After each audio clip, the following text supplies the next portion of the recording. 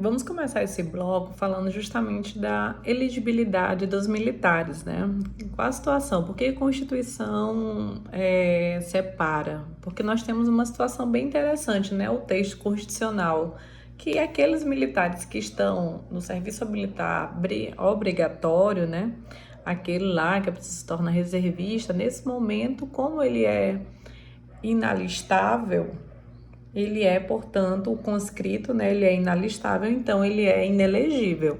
Bem clara essa situação, né? Tá lá no artigo 14, no parágrafo 8º, trata dessas três situações, ou melhor, das duas situações. A terceira é uma questão de lógica. Se lá ele vai dizer que ele é inalistável, então ele é também inelegível, porque uma das condições de elegibilidade é o alistamento eleitoral. Então, para esse caso, nós vamos perceber que lá o parágrafo 8º nem toca nele. Mas ele vai falar de duas outras situações. Por exemplo, né, diz o parágrafo: o militar alistável é elegível. O alistável é elegível, atendida às seguintes condições. Inciso 1. Se contar com menos de 10 anos do serviço, deverá afastar-se das atividades. Ele conta com menos de 10 anos, ele deve se afastar para poder exercer lá o cargo público que ele foi eleito. Se contar com mais de 10 anos de serviço, será agregado pela autoridade superior e, se eleito, passará automaticamente no ato da diplomação para a inatividade. Né? Passe imediatamente quando ele é eleito para a inatividade.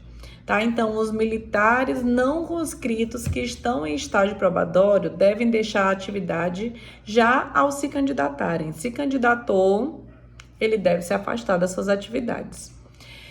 Os não conscritos que são estáveis, né, que o texto vai dizer que mais de 10 anos, ele vai dizer que pode se agregar durante a campanha e após a eleição, se for eleito, com a diplomação vão passar imediatamente ou automaticamente para a inatividade, ou seja, vai sair da sua atividade regular, que é o exercício da atividade militar, certo? Então, essas são as condições de elegibilidade do militar, que está lá no artigo 14, parágrafo 8º, certo? Então, eu achei interessante destacar ele aqui, porque cai muito em prova essa situação dos 10 anos aí que vocês estão vendo, né? Menos de 10 anos tem que deixar a sua atividade ao se candidatar. Mais de 10 anos ele fica durante a campanha, se eleito é que ele vai passar para a inatividade de forma automática com a diplomação, né? Então ele ainda vai ser eleito, no momento que ele é diplomado é que ele vai estar automaticamente indo para a inatividade. Então, interessante a gente mencionar aqui também as possibilidades de estarmos participando diretamente, né, da nossa república, como nós já falamos. Desculpem. É o caso, por exemplo, do plebiscito, né, o plebiscito, o referendo.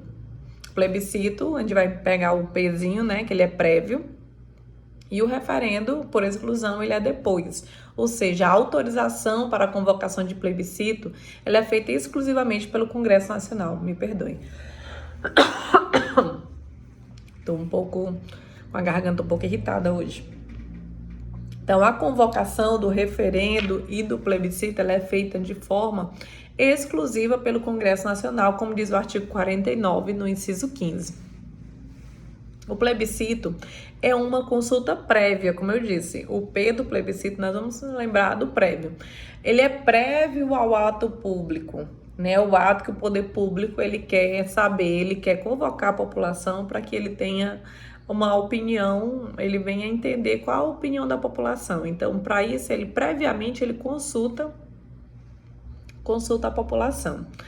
Já o referendo, ele é posterior, né? O artigo 18, parágrafo 3º e 4º, traz duas hipóteses de plebiscito obrigatório. Por exemplo, lá o parágrafo 3º do artigo 18, ele vai dizer que os estados podem incorporar-se entre si subdividir-se, desmembrar-se para anexarem a outros ou formarem novos estados ou territórios federais mediante aprovação da população diretamente interessada, através de plebiscito e do Congresso Nacional pela lei complementar. Então, para convocação, incorporação de território, subdivisão, desmembramento, para anexar território é necessário ter plebiscito. Então, a consulta ela é prévia para saber se a população daquela região que está diretamente interessada naquela divisão ou anexar território, dividir, subdividir, qualquer coisa dessa, é necessário que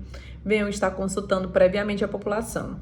O parágrafo 4º ele vai tratar que a criação, a incorporação, a fusão e desmembramento de município far-se-á por lei estadual dentro do período determinado por lei complementar federal e dependerão de consulta prévia mediante plebiscito às populações dos municípios envolvidos após a divulgação do estudo de viabilidade municipal apresentados e publicados na forma da lei, né? Então, nós estamos falando de quê?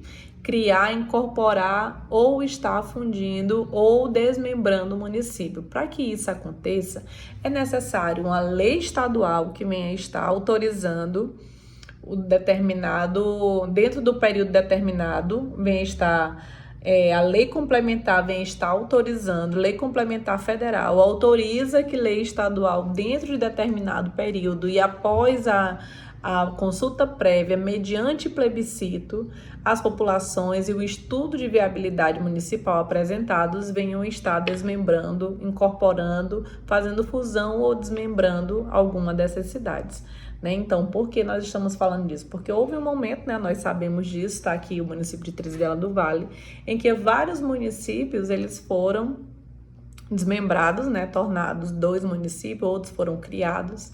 E aí houve uma enxurrada de municípios sendo criados naquele momento. Então aumentou drasticamente o número de municípios no país e claro que isso gera despesa, né? Então, por isso que o texto constitucional ele acabou deixando muito mais difícil que venha a forma de criação desses municípios, né?